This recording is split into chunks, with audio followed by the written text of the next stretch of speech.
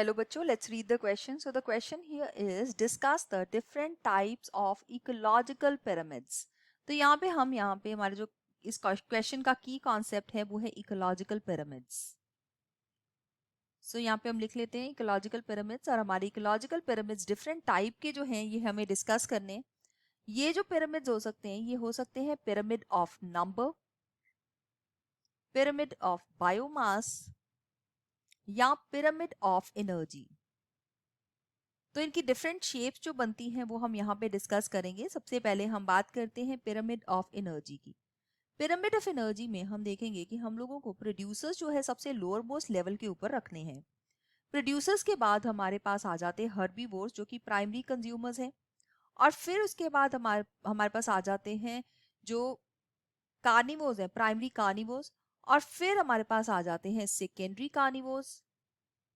और फिर हमारे पास आ जाते हैं टॉप कार्निवोर्स. तो यहाँ पे हम देखते हैं कि पिरामिड ऑफ एनर्जी की जो अगर हम देखें तो इस तरह से अगर हम डिफरेंट टाइप्स के जो इनको प्लेस करते हैं तो हर लेवल के साथ ही जो पिरामिड ऑफ एनर्जी है ये डिक्रीज करता जाता है.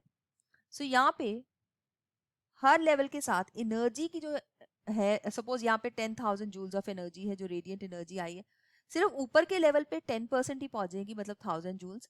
नेक्स्ट लेवल पे 100 जूल्स, फिर 10 जूल्स और फिर उसके बाद सिर्फ 1 जूल ही टॉप कार्निवोर्स पे पहुंचेगी. इसको हम कहते हैं 10% एनर्जी लॉ, जो कि साइंटिस्ट जो थे लिंडमैन उन्होंने दिया था. सो ये एक यूनिवर्सल पिरामिड है जो कि हर टाइप के इकोसिस्टम के लिए एप्लीकेबल है. सो जितनी भी लोअर मोस्ट ट्रॉफिक लेवल पे होगी अपर लेवल के ऊपर सिर्फ 10% ही जाएगी.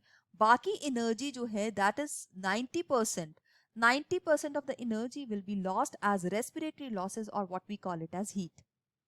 तो ये हो गया हमारे पास pyramid of energy which is always upright. तो इस तरह का ट्राइंगुलर पिरामिड जो होता है इसको हम बोलते हैं अपराइट पिरामिड.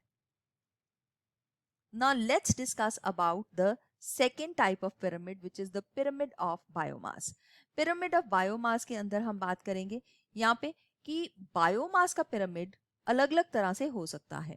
अगर मैं एक फॉरेस्ट इकोसिस्टम की बात करूं तो वहां पे प्रोड्यूसर्स का बायोमास हमेशा ज्यादा होगा, सो प्लांट्स का नंबर ज्यादा होगा.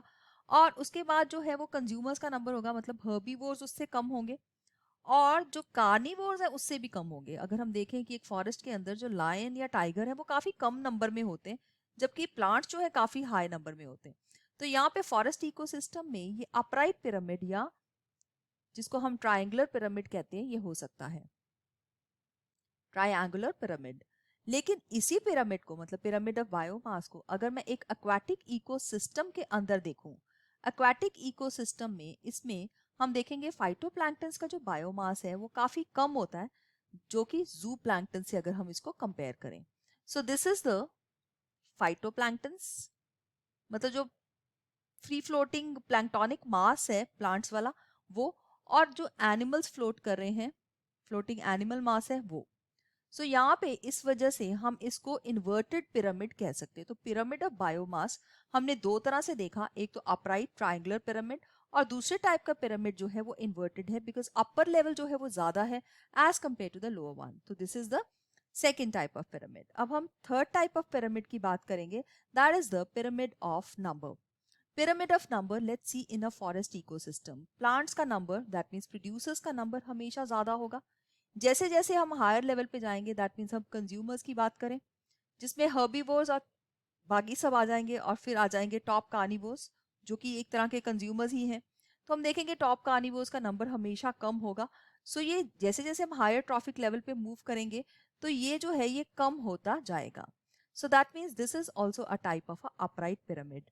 अब इसी पिरामिड को मैं एक ट्री इकोसिस्टम के अंदर देखती हूँ. मेरे पास एक ट्री है जिसके ऊपर फीड कर रहे हैं बहुत सारे इंसेक्ट्स. तो इस केस में मैं इस पिरामिड को, यहाँ पे इंसेक्ट्स है और एक सिंगल ट्री है, या मैं इंसेक्ट्स की जगह पे बर्ड्स भी कह सकती हूँ, बर्ड्स का नंबर नेचुरली ट्री से ज्यादा होगा. तो ये एक तरह का इन्वर्टेड पिरामिड हो जाता है. लेकिन इसी ट्री के ऊपर रहने वाले अगर मैं बर्ड्स को भी साथ में कंसिडर कर लूँ तो बर्ड्स का नंबर इंसेक्ट्स के नंबर से कम होगा. These are the birds. तो ये जो शेप अब बनी है जिसमें सेंटर में ये ज्यादा है और टेपर कर रहा है एंड्स के ऊपर, इस टाइप के पिरामिड को हम अर्न शेप्ड पिरामिड बोलते हैं. सो पिरामिड ऑफ नंबर को देखा जाए तो फॉरेस्ट इकोसिस्टम में अपराइट, ट्री इकोसिस्टम या इन्वर्टेड या अन शेप टाइप का पिरामिड हो सकता है। तो ये है डिफरेंट टाइप के इकोलॉजिकल पिरामिड्स। अब इन इकोलॉजिकल पिरामिड्स की अगर बात की जाए तो इसकी कुछ डिसएडवांटेजेस हैं कि यहाँ पे अगर कोई भी ऑर्गेनिज्म 2 लेवल्स के ऊपर है उसको नहीं रखा जा सकता।